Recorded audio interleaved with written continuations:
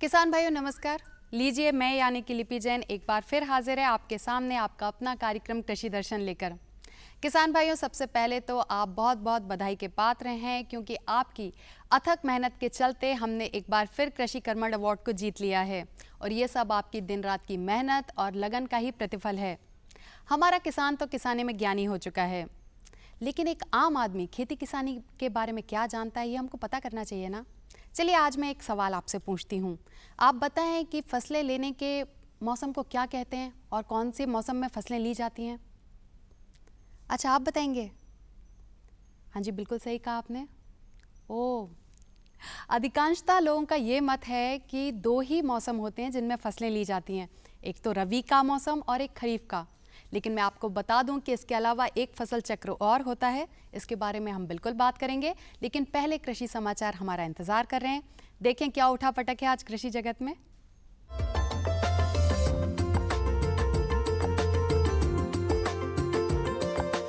नमस्कार किसान भाइयों, खबरें खेती की में आपका स्वागत है। चलिए सबसे पहले एक नजर कृषि से जुड़े आज के मुख्य समाचारों पर। कृषि यांत्रिकीकरण पर कार्यशाला, मिट्टी नमूना सावधानी से लें, संतरे को कीट रोग से बचाएं और ड्रिप सिंचाई के प्रमुख लाभ, ग्रीष्मकालीन जुताई के फायदे। भारतीय कृषि अनुसंधान परिषद द्वारा राजधानी के नवी बाग स्थित केंद्रीय कृषि अभियांत्रिकी संस्थान में छोटे किसानों के लिए कृषि यांत्रिकीकरण पर 3 दिवसीय अंतर्राष्ट्रीय कार्यशाला की गई। इसका शुभारंभ प्रदेश के सहकारिता राज्य मंत्री विश्वास सारंग ने किया। प्रशिक्षण में संगठन के अंतर्गत विकसित प्रौद्योगिकियों एवं मशीनों के प्रयोग तथा विकसित देशों के छोटे खेतों में उपयुक्त यांत्रिकीकरण से संबंधित ज्ञान के आदान प्रदान पर जोर दिया गया। मिट्टी के नमूने लेने के लिए सबसे पहले खेत के चारों कोने तथा खेत के मध्य से सैंपल एकत्रित किए जाते हैं। इसके लिए मिट्टी में वी आकार की कटाई के उपरांत 15 से 20 सेंटीमीटर की गहराई से नमूने एकत्रित किए जाएंगे।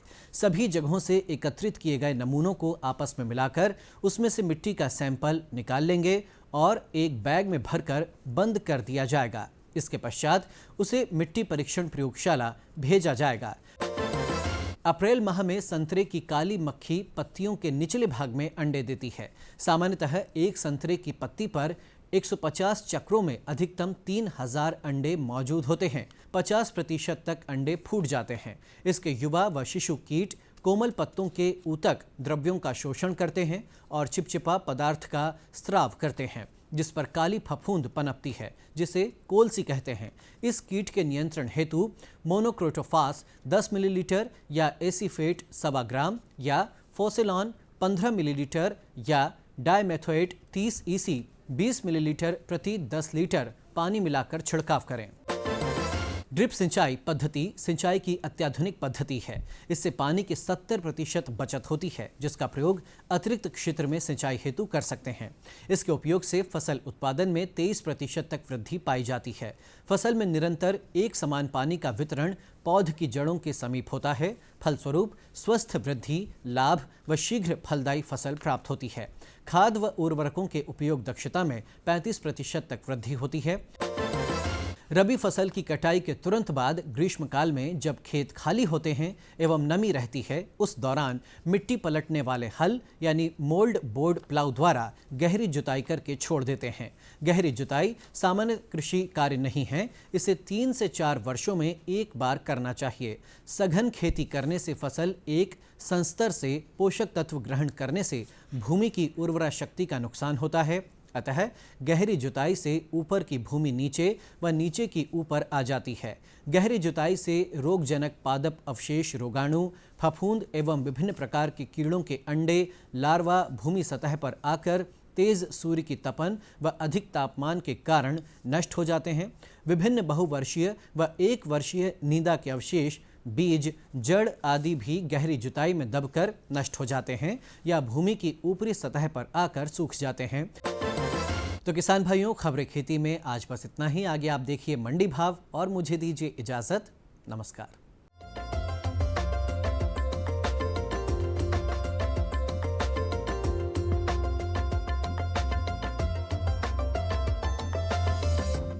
आइए सबसे पहले जानते हैं सोयाबीन के प्रति क्विंटल भाव। अशोकनगर में न्यूनतम 2,488 रुपए, अधिकतम 2,799 रुपए। बड़नगर में न्यूनतम 2,792 रुपए, अधिकतम 2,950 रुपए।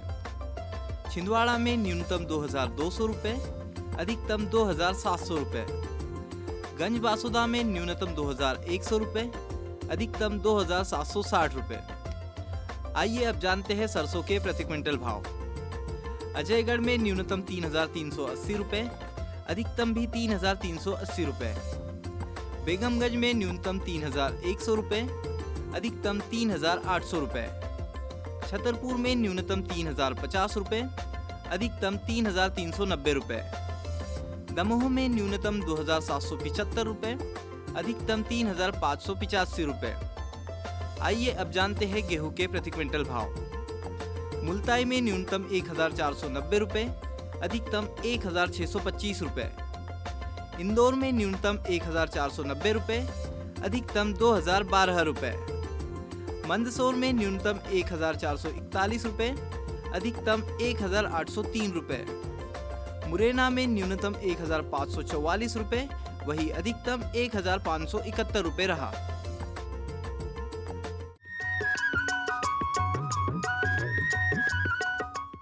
कृषि महोत्सव खेती को लाभकारी बनाने के लिए व्यापक अभियान प्रदेश के समस्त जिलों में 15 अप्रैल से 2 मई तक ग्राम पंचायतों में पहुंचेंगे कृषि क्रांति रथ।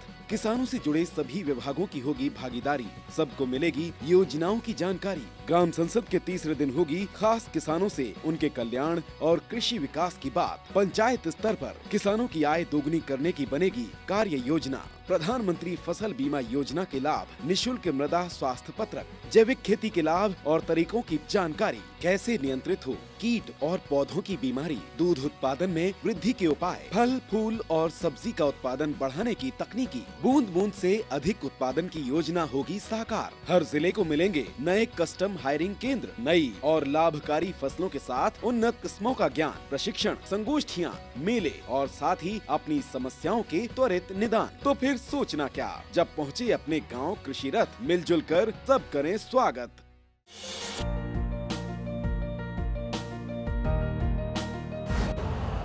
यूरिया का स्वदेशी उत्पादन 70 लाख टन बढ़ाने के लिए 6 उर्वरक संयंत्रों का उद्धार किया जा रहा है। FCIL के गोरखपुर, सिंदरी, तलचर और रामागुंडम संयंत्र, HFCL की बरौनी इकाई और BVFCL की नामरू फोर्थ। सोने पर सुहागा ये है कि देश में अब बनेगा सिर्फ नीम लेपित यूरिया, क्योंकि इससे होगा किसानों का फायदा ही फायदा। अनाज का उत्पादन 10% तक बढ़ेगा, बढ़ेगी 10 से 15% नाइट्रोजन क्षमता। अरे सुन तो। मुझे क्या सुनाना चाहते हो? जो सुनाओ मेरी सौतन को। किसको? अरे वही तुम्हारा मोबाइल फोन जिससे सुबह शाम दिन रात चिपके रहते थे और कहते थे किसान कॉल सेंटर से बातें हो रही हैं। अच्छा ये बात है। हाँ क्यों, क्या हुआ? अब बात नहीं होती क्या? अब तो झट से बात हो जाती है। ऐसा क्या? हाँ, अब तो ज्यादा लाइनें और खास तकनीक के कारण खेती के माहिरों से तुरंत बात हो जाती है। और अगर कभी लाइन व्यस्त हो तो अपनी समस्या फोन पर रिकॉर्ड करा दो, वहाँ से फोन आ जाता है और समस्या की हल का मैसेज भी आ जाता है। ये देखो आ गया। अरे वाह, इसका मतलब इंतजार की घड़ी अब खत्म। हाँ, तभी मैं सोचूं कि आजकल मुझ पर इतना प्यार क्यों आ रहा है। कृषि संबंधी समस्याओं का अपनी भाषा में तुरंत हल पाने के लिए पूरे भारत में किसी भी फोन से हेल्पलाइन नंबर पर संपर्क करें। किसानों का दोस्त किसान कॉल सेंटर। ये बदलाव क्या है भैया? ये बड़े काम की चीज है। इंसान की सोच में अगर बदलाव आ जाए तो सब कुछ मुमकिन है, सब कुछ संभव है। अब ये बदलाव फिर आ रहा है। हर सूरत की मुस्कान में वो आपको दिखाई देगा। तो चलिए एक नई शुरुआत करते हैं, कुछ बदलाव करते हैं।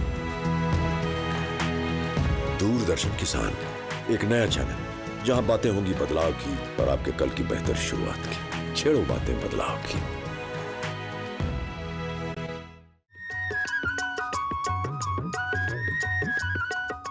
मुझे पता है आप लोग सभी बहुत उत्सुक हैं ये जानने के लिए कि तीसरा फसल चक्र कौन सा होता है। तो वो समय जो रबी फसल और खरीफ फसलों के बीच का होता है, यानी कि जो फसलें फरवरी और मार्च के महीने में ली जाती हैं उन्हें जायद की फसल कहते हैं। वैसे फसल चक्र कोई भी हो, सभी फसल चक्रों में पौध संरक्षण बहुत ज़रूरी होता है। आज जायद की फसल में पौध संरक्षण क्यों ज़रूरी होता है, उसकी क्या आवश्यकता है और उसे कैसे किया जाता है, इसके बारे में बताएंगे हमारे प्रभारी कृषि वैज्ञानिक डॉक्टर उपेश कुमार पटेल जी। जायद मौसम जैसा है, हम कह सकते हैं कि ये प्रकृति के जो रिस्क हैं उससे फ्री होता है। उतना रिस्क नहीं होता जितना हमारी खरीफ और रबी की फसलों में होता है। तो ये कह सकते हैं रिस्क फ्री फसलें हमारी, लेकिन इनमें गंभीर समस्या हमारे कीड़े बीमारी की होती है। तो जायद में मूंग की फसल की बात करें किसान भाइयों, जहाँ पे मूंग की फसल लगी हुई है उसमें एक गंभीर कीट का प्रकोप हो सकता है कि जहाँ पे एक कीट लगता है जिसमें जिसे बोलते हैं इल्ली बोलते हैं, ये फली को छेद करेगा और खाएगा, जिसमें दाने का फलियाँ कम बैठेंगी, फूल कम आएंगे, उत्पादन कम हो जाएगा।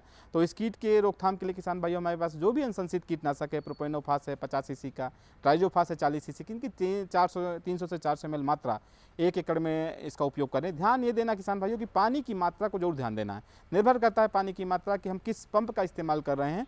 अगर हम हैंड नैपसेक स्प्रे का इस्तेमाल कर रहे हैं, हाथ चलित पंप का इस्तेमाल कर रहे हैं, उस अवस्था में कम से कम हमें अपनी खेती में 12 से 15 टंकी पानी का एकड़ में उपयोग करना है। अगर हम पावर पंप का इस्तेमाल कर रहे हैं तो वहाँ पे 50-60 लीटर पानी का उपयोग करना है 1 एकड़ में। तो ये कुछ बातें ध्यान देने योग्य है। दूसरा, इस मूंग की फसल में गंभीर समस्या हमारे किसान भाइयों होती है कि पीला पत्ती रोग, एक बहुत गंभीर समस्या है। अगर इस रोग का प्रकोप आपकी फसल पे दिख रहा है तो सर्वप्रथम जो पौधे 2-4-10 पौधे 2-4% पौधे अगर इस रोग से प्रभावित फील्ड में दिख रहे हैं तो उनको उखाड़ के नष्ट करें। और इसके बाद कोई भी अंतःप्रवाही कीटनाशक, जैसे हमारे पास इमिडाक्लोप्रिड है, इसका उपयोग कर सकते हैं, डायमेथियोट है, इसका उपयोग कर सकते हैं। इनका छिड़काव करके हम रस चूसक कीटों को रोकें ताकि इस रोग का फैलाव दूसरी फसल पे ना हो और हमारी फसल इस रोग से मुक्त हो, उत्पादन हमें अच्छा मिले। ऐसे ही मैंने पहले बात की कि सब्जी की भी एक बहुत महत्वपूर्ण फसल है। सब्जियों में हमारे वर्तमान समय में बैगन है, मिर्च है, टमाटर है, भिंडी है, कद्दू वर्गीय सब्जियां, इनमें भी बहुत जितना अच्छा उत्पादन होता है वो कहीं बहुत ज़्यादा प्रभावित होता है हमारी कीड़े और बीमारी से। कीड़ों के प्रकोप से उत्पादकता में कमी तो किसान भाइयों होती ही होती है, लेकिन इसका बाजार मूल्य भी, गुणवत्ता भी प्रभावित होती है। गुणवत्ता प्रभावित होने के कारण बाजार मूल्य कम मिलता है, सीधा सीधा किसान को लाभ नहीं होता। तो हमें ध्यान देना है कि इनकी जो कीड़े बीमारी, जो मुख्य कीट हैं, जैसे अगर बात करें कीड़ों की, तो एक बहुत महत्वपूर्ण कीट है किसान भाइयों इन सब्जियों फसलों में, खासकर बैगन, टमाटर और भिंडी का तना छेदक कीट है, जिसमें एक तना बोरर एक इल्ली लगती है जो तना या फल को खाती है। अगर बैगन की बात करें तो तना और फल को खाएगी, टमाटर की बात करें तो फल में छेद कर देगी, भिंडी की फल में छेद कर देगी, जिससे उत्पादन प्रभावित होगा, गुणवत्ता भी प्रभावित होगी और लाभ भी नहीं मिलेगा। इसकी रोकथाम के लिए सर्वप्रथम हमें करना क्या है, जो भी इस कीट से प्रभावित पौधे का भाग है, चाहे फल हो या तना हो, उसको काट के नष्ट करें। और इसके उपरांत हम किसी भी कीटनाशक का उपयोग कर सकते हैं, जैसे प्रोपेनोफास 50 सीसी की 300 ml दवा का 1 एकड़ में उपयोग करें, पानी की मात्रा में बराबर मिला के। ऐसे ही दूसरे कीट की बात करें तो रस चूसक कीटों का प्रकोप गंभीर होता है, जिस कारण हमारा विषाणु जनित रोग फैलता है। रस चूसक कीटों के कारण उतना नुकसान नहीं होता जितना ये कीट जो है किसी रोग को फैलाने का काम करते हैं। इसलिए इनकी रोकथाम के लिए, चाहे एफिड की बात करें, जैसिड की बात करें, माहू की बात करें, माइट की बात करें, इनको रोकथाम के लिए हमें जो भी अंतःप्रवाही कीटनाशक है, इमिडाक्लोप्रिड की बात करें, डायमेथियोट की बात करें, इनका उपयोग हम अपनी खेती में करें ताकि इन रस चूसक कीटों का प्रबंधन हो, जो हमारे इससे फैलने वाले रोग हैं वो भी कम हों। तो ये कुछ महत्वपूर्ण बिंदु हैं। एक ऐसे कद्दू वर्गीय फसलों में बात करें तो हमारा एक बीटल लगता है, कद्दू का कीड़ा बोलते हैं उसे, उस कीट की रोकथाम के लिए करता क्या है, पौधे की पत्तियों को खाएगा, पूरी पत्तियां जाली आकार की हो जाएंगी। पत्तियों में जब हरापन नहीं होगा किसान भाइयों तो पौधा भोजन की, सूर्य की उपस्थिति में भोजन नहीं बनाएगा, उत्पादन सीधा सीधा प्रभावित होगा। तो इस कीट की रोकथाम के लिए हम कार्बोराइल 5% की 15 से 20 किलोग्राम मात्रा को 2.5 एकड़ के लिए, 1 हेक्टेयर के लिए दर से इस्तेमाल कर सकते हैं। इसका उपयोग करेंगे तो हमारी फसल में इस कीट का प्रकोप कम होगा। ऐसे अगर बात करें किसान भाइयों रोगों की, तो रोग भी बहुत महत्वपूर्ण है। अगर रोगों में बात करें तो एक पहला है चूड़ा मुड़ा रोग, जो विषाणु जनित रोग है, जिसमें पूरी पत्तियां कुकड़ जाती हैं, पौधा बिल्कुल सिकुड़ जाता है, उत्पादन सीधा सीधा प्रभावित होता है, उत्पादन कम हो जाती है फसल की। तो इस रोग की रोकथाम के लिए किसान भाई, जैसे मैंने पहले बताया कि रस चूसक कीटों के प्रकोप को रोकना पड़ेगा, तो सर्वप्रथम जो भी इस रोग से प्रभावित पौधे हैं उनको उखाड़ के नष्ट करें और किसी अंतःप्रवाही कीटनाशक का उपयोग करेंगे तो इस रोग का प्रकोप कम होगा। मैं कद्दू वर्गीय फसलें बहुत महत्वपूर्ण हैं। इसमें 2 बहुत गंभीर रोग लगते हैं किसान भाइयों, एक पाउडरी मिल्ड्यू है, एक डाउनी मिल्ड्यू है। पाउडरी मिल्ड्यू की बात करें तो किसान भाइयों पौधे की पत्ती की ऊपरी सतह में एक पाउडर के रूप में सफ़ेद रंग की एक परत जैसी जम जाती है। अगर उसको हाथ लगा के दे तो सफ़ेद रंग का निकल के दिखाई देगा आपको। इसे बोलते हैं पाउडरी मिल्ड्यू। इस रोग की रोकथाम के लिए किसान भाइयों कोई भी हम सल्फर आधारित कीटनाशक का उपयोग कर सकते हैं, जैसे कैराथन 0.2% का इस्तेमाल कर सकते हैं। गंधक का 15 किलोग्राम पर हेक्टेयर की दर से इस्तेमाल बुरकाव कर सकते हैं, तो इस रोग का प्रबंधन होगा। ऐसे ही डाउनी मिल्ड्यू की बात किसान भाइयों होती है, जो डाउनी का मतलब डाउन सरफेस, पौधे की पत्ती की निचली सतह पे इस रोग का प्रकोप होता है और पौधे की उत्पादकता प्रभावित करता है। इस रोग की रोकथाम के लिए किसान भाइयों हम कापर बेस्ड फंजीसाइड का उपयोग कर सकते हैं, जैसे जिनेप का 2% का 0.2% का इस्तेमाल हम स्प्रे कर सकते हैं। 2 ग्राम जिनेप को 1 लीटर पानी में घोल के छिड़काव कराएं, इस रोग का प्रकोप कम होता है। तो मेरा मानना है कि इन जो सब्जी हैं, हमारी जो प्रक्षेत्र वाली फसलें हैं, जिस मूंग की बात की, सब्जी मैंने टमाटर, बैगन, मिर्च, भिंडी में एक और गंभीर बीमारी आती है येलो बेन मोजा की, जिसे पिल्सर विषाणु रोग बोलते हैं। इसकी रोकथाम के लिए भी जैसे मैंने बताया है, रसोसक कीटों की रोकथाम के लिए कि पहले प्रभावित पौधों को नष्ट करें और इसके उपरांत अंतर्प्रभावी कीटनाशक चाहे इमिडाक्लोपीड, डाइमेथियोट या रोगोर का इस्तेमाल हम मेटासिस्टाक्स का इस्तेमाल हम कर सकते हैं। तो मेरा मानना है कि इन बातों को किसान भाई समझेंगे, अपनाएंगे अपनी खेती में और अपनी फसल को उन्नत करेंगे। कीट बीमारी का प्रकोप कम होगा, उत्पादन आपको अच्छा मिलेगा, गुणवत्तापूर्ण उत्पादन मिलेगा। अगर गुणवत्तापूर्ण उत्पादन मिलेगा तो बाजार भाव अच्छा मिलेगा, आपको लाभ होगा।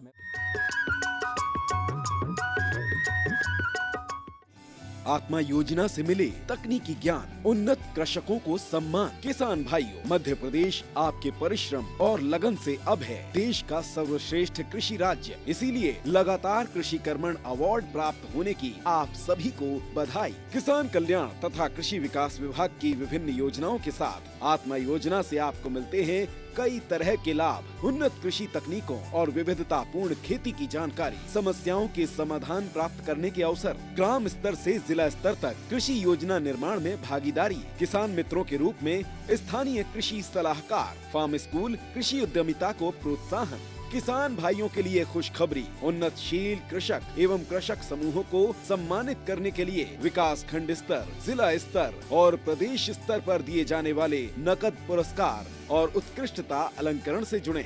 अपने कार्यों का विवरण देने तथा पंजीयन करवाने के लिए नजदीकी कृषि कार्यालय से संपर्क करें।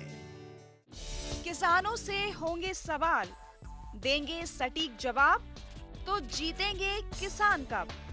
किसानों का खुला मंच, नजर रहेगी कृषि वैज्ञानिकों की। गोबर की खाद में हमारे सूक्ष्म पोषक तत्व भी होते हैं।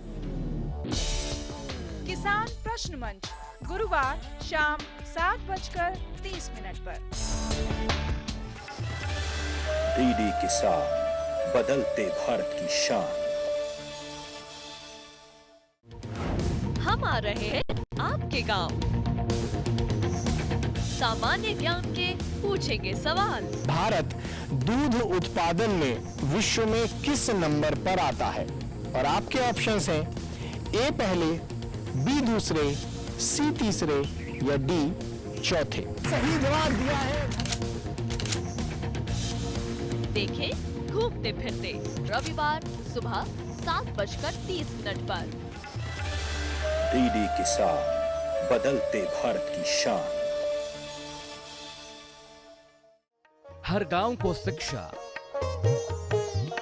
हर हाथ को रोजगार, सुविधाएं बुनियादी हो या हो तकनीकों की भरमार, सांसदों की देखभाल से अब बनेगा स्मार्ट काम।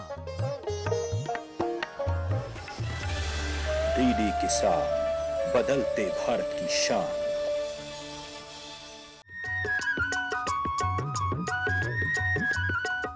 किसान भाइयों, मुझे देखकर आपको क्या लगता है? यही ना कि मैं पढ़ी लिखी हूँ, गाड़ी चला लेती हूँ, कृषि कार्यों की जानकारी आप तक पहुँचाती हूँ। मेरे जैसी पता नहीं कितनी महिलाएं जो हर क्षेत्र में आज प्रगतिशील हैं, काम करके अपना नाम कमा रही हैं। तो कृषि क्षेत्र को हम इससे अछूता कैसे रख सकते हैं? आज कृषि क्षेत्रों में भी महिलाएं कंधे से कंधा मिलाकर कार्य कर रही हैं और कहीं कहीं तो अपने अकेले की दम पर पूरे कृषि कार्यों को अंजाम दे रही हैं। कृषि क्षेत्र में महिलाओं की भूमिका, इसी विषय पर आज प्रकाश डालेंगी अर्चना त्यागी जी, जो कि वरिष्ठ कृषि वैज्ञानिक हैं, कृषि विभाग भोपाल से। एग्रीकल्चर का यदि सीनेरियो देखें, यदि हम पृष्ठभूमि टाइप देखें, तो उसमें ये हमें अच्छे से पता है कि प्रदेश में महिलाओं की कृषि में जो भागीदारी है वो 70% से अधिक है, जिसमें मोस्टली काम जो अधिकतर कार्य होते हैं वो महिलाओं द्वारा किए जाते हैं। इसमें बीजों की सफाई, रख रखाव, अंकुरण, उनके उपज देखना, सब कुछ काम भंडारण तक महिलाओं द्वारा किया जाता है। और जैसा कि हम सभी जानते हैं कि कृषि कर्मण अवार्ड पाने में सफल हुए हैं, जिसके लिए आप सभी कृषक बहनें एवं कृषक भाई बधाई के पात्र हैं। महिला कृषकों द्वारा किए जाने वाले कार्यों में सर्वप्रथम आता है बीज का चुनाव। तो बीज का चुनाव यदि महिलाओं द्वारा ही किया जाए, और महिलाएं अच्छे से जानती हैं कि यदि उत्पादन अच्छा होगा तो उनकी आमदनी अच्छी होगी, जिससे उनका सोशल और आर्थिक जो स्तर है वो ऊंचा उठेगा। इसके लिए है ना महिलाओं द्वारा अच्छे बीज का चयन करके उसको आगे बढ़ाना चाहिए ताकि वो उसकी बोनी हो सके। तो अच्छे बीज के चुनाव के लिए हम घर में थोड़ी सी क्रियाएं कर सकते हैं, जिससे कि हम अच्छे बीज को प्राप्त कर सकें। सर्वप्रथम हम बीजों की ग्रेडिंग कर लें, अच्छे बड़े बड़े दानों को छन्नी से छानकर ऊपर निकाल लें अलग से, और उसके बाद उसको हम बोनी के लिए तैयार करें। जब हमारे पास ग्रेड किया हुआ अच्छा बोल्ड दाने का बड़ा बीज उपलब्ध हो जाएगा, हम उसको अंकुरण करके देख लें, क्योंकि यदि हमारी अंकुरण क्षमता अधिक होगी तो खेतों में जो पौध संख्या है वो निश्चित रहेगी और निर्धारित रहेगी, जिससे कि फसल उत्पादन पर प्रभाव पड़ेगा। इसके लिए हम क्या करें कि जो हमारा बोनी वाला बीज है, उस बीज में से रैंडमली, मतलब कहीं कहीं से, हर बोरे में से जितने बोरों में हमें बीजों के लिए रखा है उसमें से एक एक मुट्ठी निकाल कर एक जगह हम ढेरी बना लें। उस ढेरी में से हम फिर से एक मुट्ठी को अलग करें। उस एक मुट्ठी में से सिर्फ 100 दानों को हम अपनी घिनौची के पास या अपने जो थोड़ा सा आंगन होता है जहाँ हम पानी के बर्तन रखते हैं, जहाँ गीला रहता है, उस जगह पे 100 दानों को 10 लाइनों में बना के, ज़्यादा आपको गिनती करने की ज़रूरत नहीं है, एक लाइन में हम देखें कि 10 तक दानों को 2-2 उंगल की दूरी पे या 1 उंगल की दूरी पे थोड़ा सा गड़ा दें, और उनको 100 दानों को ऐसे 10 लाइन बना के हम है ना उनकी बोनी का टाइप कर दें कि हाँ। उसके बाद उसको थोड़ा सा किनारे दें। यदि ये नहीं होता है तो हम बोरे की 1 बाई 1 की, 1 हाथ लंबी और 1 हाथ चौड़ी बोरे की फट्टी लेके उसको गीला कर लें, और उसमें है ना एक लाइन जैसे अपन ने जमाई, उसके बाद उसको फोल्ड कर दें, और उसके बाद फिर दूसरी लाइन जमाएं, ऐसे 10 लाइनें जमा के हम उसको भी गीली करके और है ना रख दें। तो इसमें 2-3 दिन में अपन देखेंगे कि अंकुरण हमें प्राप्त हो जाएगा। अंकुरण जो हमने ज़मीन में किया है वो हमें ऊपर दिखेगा, और जो हमने बोरे में किया है वो बोरे के छेदों में से बाहर आने लगेगा। उसके बाद हम 2-3 दिन के बाद उसको देख लें, गिन लें उसमें से कि हमने जो 100 दाने बोए थे उसमें से कितने हैं ना दाने उगे हैं। जैसे मान लीजिए यदि आपके 100 में से 80-85 तक दाने उगते हैं तो आपका बीज परफेक्ट है, मतलब आप उसको बोने के लिए एकदम तैयार हैं। हम उसको ले जाके वैसा का वैसा बो सकते हैं, हमें उस बीज में कुछ भी नहीं करना है। यदि हमारी अंकुरण क्षमता कम है, यदि हमारी गिनती 70 तक है, तो हम थोड़ा सा उसको देखेंगे, अच्छा है वो, लेकिन फिर भी ये देखेंगे कि यदि हमें उससे बेटर बीज मिल जाता है, अच्छा बीज मिल जाए, तो हम उसको कर सकते हैं। लेकिन यदि इससे भी और कम आती है, 50 से 60 के बीच में यदि हमारी अंकुरण क्षमता हमें मिल रही है कि हमने जो 100 दाने बोए थे उसमें से 50 या 60 दानों का ही अंकुरण हुआ है, तो हम उस बीज में सवाया करके बोएंगे। तो मतलब उसमें जो हम बो रहे हैं जितनी हमें लगती है, जैसे मान लो 80 ना किलो लग रहा है, तो हम उसको सवाया कर देंगे और हम 100 किलो के करीब उसकी बोनी करेंगे। तो इस तरीके से हम अंकुरण जो है वो टेस्ट कर सकते हैं। इसके बाद अंकुरण टेस्ट करने के बाद में उसके बाद हमारा आता है बीजोपचार। तो महिलाएं बीजोपचार भी घर में ही कर सकती हैं। घर में जो अपने पास बीज अब तैयार हो गया है, हमें ये पता है कि हमें ये बीज बोने के लिए लेके जाना है, तो हम इसमें क्या करेंगे कि इसमें थायरम या कार्बेंडेजिम या कल्चर जो होता है, इन सब चीज़ों को 3 ग्राम प्रति किलो बीज के हिसाब से हम इसको लगाएंगे। इसके लिए क्या करेंगे कि घर में अपने पास पुराने मटके होते हैं या अपने पास सीड ट्रीटिंग ड्रम है, उसमें हम है ना डाल के अच्छे से हिला देंगे मात्रा के हिसाब से। जैसा बताया है कि प्रति किलो 3 ग्राम के हिसाब से उसको बहुत अच्छे से मिक्स करेंगे ताकि हर दाने पे बीज की परत चढ़ जाए। इस तरीके से हमारे पास बीज ना प्राप्त हो जाएगा लगा हुआ, मतलब बीजोपचारित बीज प्राप्त हो जाएगा। इसके बाद हम इसी तरीके से कल्चर का उपयोग कर सकते हैं, जिसमें rhizobium rhizobium culture, PSB culture और एजोटोबैक्टर शामिल होता है। इसके पश्चात हम बीज बिल्कुल हमारा तैयार हो गया है बोनी के लिए, हम अपने बीज को बोनी के लिए दे सकते हैं और ये सारे कार्य महिलाएं आसानी से करती है। इसके पश्चात भी और कार्य होते हैं जो कि महिलाओं द्वारा किए जाते हैं, जैसे खेत पे निंदाई का कार्य है, वो भी महिलाओं द्वारा किया जाता है, जिसमें आपकी बहुत मेहनत लगती है। वर्तमान में हमारे पास एग्रीकल्चर इंजीनियरिंग की तरफ से कुछ ऐसे टूल्स उपलब्ध हैं, उपकरण उपलब्ध हैं, जो हमारी जो कार्य करने की क्षमता है उसके मुताबिक कई गुना ज़्यादा काम करके देते हैं, जिनको यदि हम उपयोग करें तो हम है ना उसका यूज़ कर सकते हैं। शहर से आया है ना तिवारी सेठ, वो जबरदस्ती हम किसानों की जमीन हड़पना चाहता है। रुपया चाहे ईमानदारी से कमाया जाए या बेईमानी से, रुपया रुपया होता है। ऐसा रुपया कभी रास नहीं आता बड़े भैया। आप कौन? तेरे पति का बाप बोल रहा हूँ, समझा दे उसे। अगर वो अपनी जिद पर अड़ा रहा ना तो इसका अंजाम बहुत बुरा होगा। धरती की गोद में डीडी किसान, बदलते भारत की शान।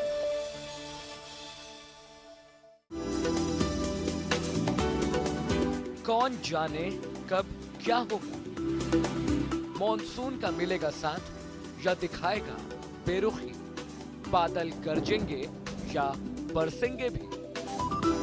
ना हो परेशान, क्योंकि हम बताएंगे बदलते मौसम के पल पल का हाल। देखिए मौसम खबर सोमवार से शनिवार सुबह 8:30 पर। डीडी किसान, बदलते भारत की शान।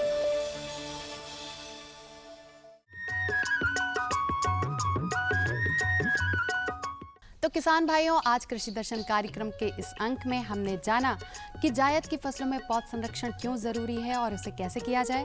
दूसरा, महिलाओं की भूमिका, कृषि कार्यों में महिलाओं की भूमिका पर हमने बहुत सारी बातें जानी। तो अगले सप्ताह हम फिर कुछ नई जानकारियों के साथ हाजिर होंगे। तब तक के लिए मुझे आज्ञा दीजिए। नमस्कार।